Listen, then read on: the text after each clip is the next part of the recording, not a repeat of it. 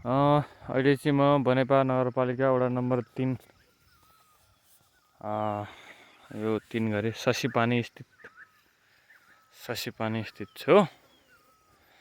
यहाँबाट हेर्दाखेरि यो पारि बादल लागेको ठाउँमा त्यहाँ धुलिखेल, यहाँ भित्र धुलिखेल देखिन्छ भने यो यतापट्टि साइडमा चाहिँ खावा र यसको मुनि 5 खालो हो। यो जुन देखिरहेको त्यो थाप्लो भन्दा मुनि भने यतापट्टि चाहिँ बनेपा यो भेगमा पर्छ भने यसको माथिल्लोपट्टि नगरकोट छ। अहिले चाहिँ बारीमा यो अब बर्खाको सिजन आलु रोप्ने समय आउँदैछ र यो जुन बारी छ यो बारीलाई चाहिँ हामी यहाँ भएको झारहरूलाई चाहिँ अहिले हटाउने कामको लागि चाहिँ औषधि प्रयोग गर्नको लागि आज आइपुगेका छौँ। आज चाहिँ यो बारीलाई औषधि हालेर झारहरू हटाउने काम हुनेछ भने यसको केही समय पछाडि झन्डै 10 देखि 15 अथवा 20 दिन पछाडि हामी फेरि यहाँ आएर चाहिँ यहाँ बाँकी रहेका जुन नमरेका चिजहरू हुन्छन् ती चिजहरूको चाहिँ फेरि पूर्ण रूपमा उखेलेर अथवा चाहिँ त्यसलाई निकालेर बारीलाई सफा गर्ने कार्य गर्नेछौँ। यहाँ माथिल्लोपट्टि देखिरहेछ नि यो मरेको, यो चाहिँ झार मरिसकेको, झारमारा भन्छ, झारमारा हालिसकेको न, झार मरिसकेको अवस्था छ भने यसमा चाहिँ बाँकी छ। यो चाहिँ यो भेगमा चाहिँ हाल्न बाँकी छ। यति चाहिँ मेरो चाहिँ यहाँबाट यो देखिरहेको एउटा पाटो, यो तल्लापट्टिको गरेर यस्ता चाहिँ यो यस्तो यो कति भन्छ, यो यति फराकिलो के भन्छ पाटाहरू, यी पाटाहरू साना पाटाहरू भनौँ 7वटा छ यहाँ। त्योभन्दा तलतिर चाहिँ अरू उता दाइको, त्योभन्दा माथितिरका 1 2 3टा मेरो, यो दुईटा चाहिँ फेरि अर्को दाइको, त्यसरी हो। ट्याक्क आज चाहिँ जे होस् यहाँनिर चाहिँ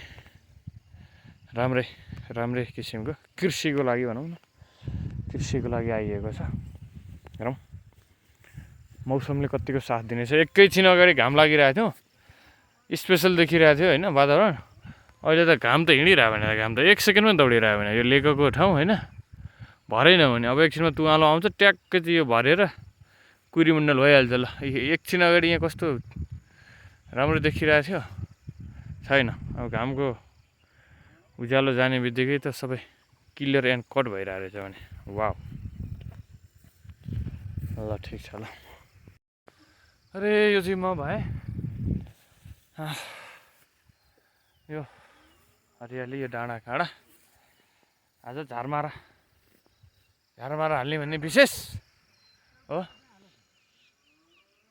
मेरो दाजु आउँदै हुनुहुन्छ हो। दाजु बाल्टी आयो। ल ठिक छ ल। हामी दाजुभाइ चाहिँ यहाँ पुरै तयारीका साथ आएका छौँ। बस सब ठिकठाक बेस्ट। ल ओके छ ल। अब द्रुत गतिमा दौडेर चाहिँ काम सुरु हुन्छ।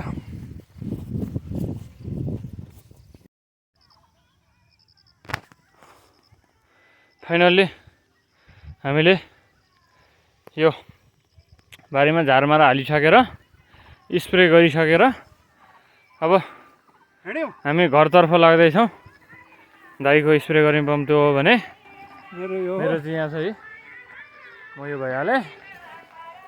ल दाजु चिल्याक्स हानेको है, पास बाँकिरहेको हुँदै गर्छ।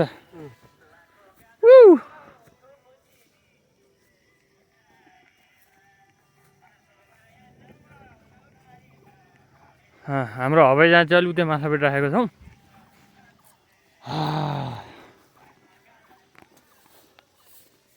यो गहिरोलाई चाहिँ के हो दाजु, यो झारलाई, यो झार के गरी फाल्ने?